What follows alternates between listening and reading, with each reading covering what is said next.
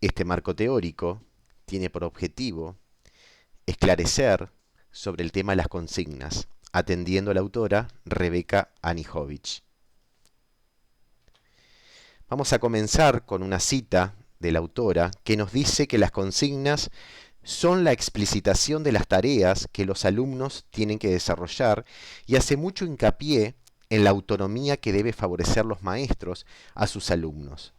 Así que vamos a ver a lo largo de esta presentación cómo podemos hacer, cómo podemos pensar buenas consignas para llevar los trabajos al aula. Y esto tiene que ver con entender que el aprendizaje es una construcción. Entonces estamos hablando de una teoría constructivista acerca del aprendizaje. Y en ese sentido tenemos que pensar en las propuestas. ¿Cómo podemos hacer consignas que atienden cada vez más a lograr que nuestros estudiantes, nuestros alumnos, sean autónomos y que puedan ir incorporando metodologías de trabajo para resolver en forma cada vez más autónoma lo que les vamos proponiendo? La autora parte de un diagnóstico que va retomando de otros autores.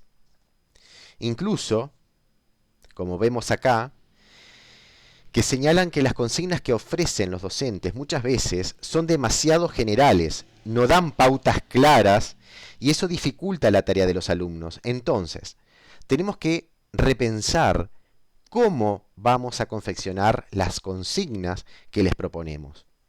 En ese sentido, tenemos que ser conscientes, tienen que ser conscientes ustedes como maestros, como docentes, de qué habilidades se están enseñando y acompañar tanto desde la creación de las consignas como a lo largo de la ejecución junto a los alumnos cómo vamos a ir acompañando ese proceso de trabajo y dando luz, pero a la vez fomentando a que los estudiantes sean cada vez más autónomos, como lo veníamos diciendo desde un principio.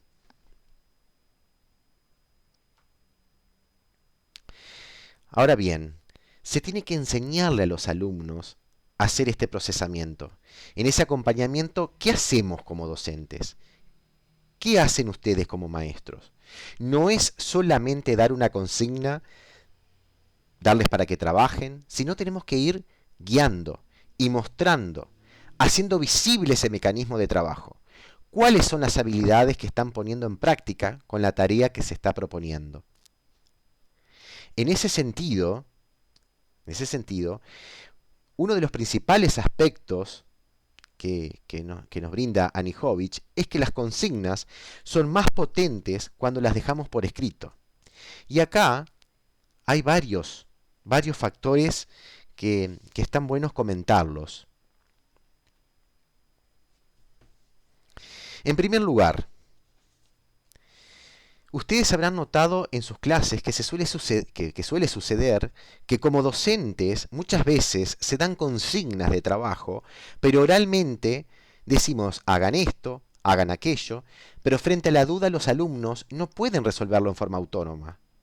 Frente a las primeras inquietudes, si no tienen a dónde recurrir a algo escrito, entonces nuevamente recurren a los docentes y se genera una dependencia de que les tengan que estar preguntando permanentemente qué hacer, cómo hacerlo.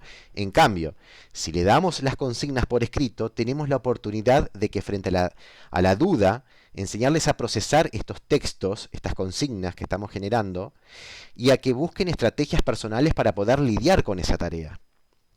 En segundo lugar, lo que nos dice Anijovic es que cuando preparamos de antemano las consignas, que sean escritas, las tenemos que poner en práctica primero nosotros, primero ustedes como maestros, como docentes. Deben probar que eso que están proponiendo como actividad sea posible de realizar y que el resultado sea lo que esperábamos. Primero, haciéndolas ustedes, como docentes, como maestros, antes de dársela a los alumnos.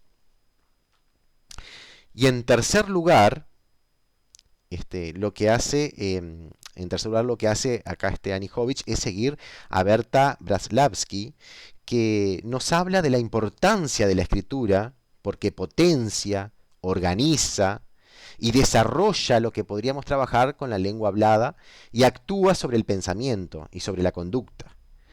La escritura genera, amplía las posibilidades del pensamiento. Entonces es muy necesario que las consignas sean escritas. Esto es fundamental para que el niño pueda volver a ella todas las veces que sea necesario. Vamos a ver una cita que nos da, que retoma Rebecca Nijovic en el texto sobre las consignas, que es del autor Philippe Marié, que nos dice que las consignas deben ser lo suficientemente precisas en lo que se refiere a su formulación y lo suficientemente precisos en lo que respecta a su ejecución, para no atomizar la situación problema. Es decir, que vamos a empezar a ver en estas consignas descritas que pasaríamos de lo que era tradicionalmente una consigna como investiguen o averigüen, copien tal cosa, busquen información, produce un cuento sobre X tema, pasamos a ser mucho más específicos. Estas consignas tienen que ser más específicas, que sean precisas, que nos den instrucciones en cuanto al contenido, en cuanto a qué procedimientos queremos que realicen en esa consigna y qué recursos van a tener que utilizar nuestros alumnos frente a esa consigna que les estamos dando. Entonces, vamos a pasar de pensar en las consignas como una simple oración, que nos da una indicación, a pensar consignas contextualizadas, que vamos a ver que se tornan en enunciados mucho más largos, en un conjunto de oraciones, en un breve texto, ¿no? Que va a poner en contexto justamente qué es lo que queremos que nuestros estudiantes realicen, qué es lo que queremos que nuestros alumnos hagan con la tarea. Otro de los factores que nos hace analizar a Nijovic es el tema de las consignas que son obligatorias. Que son obligatorias, donde obviamente queremos que los alumnos, como decíamos al principio, se pongan en un rol activo. Entonces, necesariamente lo vamos a hacer pasar por determinadas consignas que son obligatorias. Pero tenemos que tener en cuenta que hay distintos intereses dentro de nuestra aula, distintos ritmos de aprendizajes.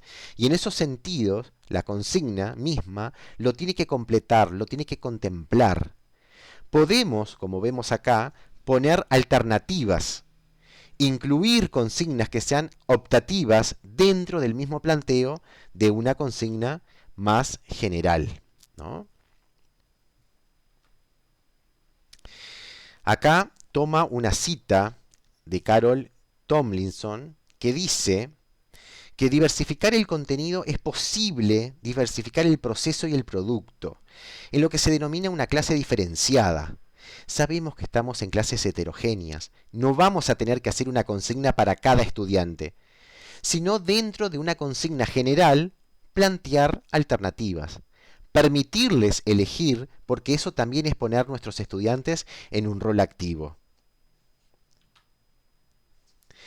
Tomar una idea de otro autor que se llama Etienne Wegner, que nos propone lo que son las comunidades de práctica. Las comunidades de práctica es un intercambio que se genera entre docentes, porque no tenemos que generar consignas permanentemente. Sí a poder crear una comprensión conjunta y coordinar maneras de abordar nuevas experiencias. ¿Por qué propone esto? Porque elaborar consignas interesantes, atentas a las demandas y a las diversidades de nuestros alumnos, de sus alumnos en la clase, que tengamos implica un montón de tiempo, esfuerzo y trabajo, y además es enriquecedor trabajar junto a otros docentes y podemos inspirarnos a partir de lo que otros producen y podemos reutilizar pequeñas modificaciones en las consignas que hayan hecho colegas en otros lugares. Entonces, lo que nos propone Nijovic es organizarnos y poner a circular las consignas que generamos. Vamos a ir haciendo un ejercicio paulatino de escribir consignas mejores, y en ese sentido lo interesante sería que eso no se pierda, que podamos ir recopilando en ese banco de consignas un montón de material que además a ustedes les va a servir el día de mañana en sus aulas.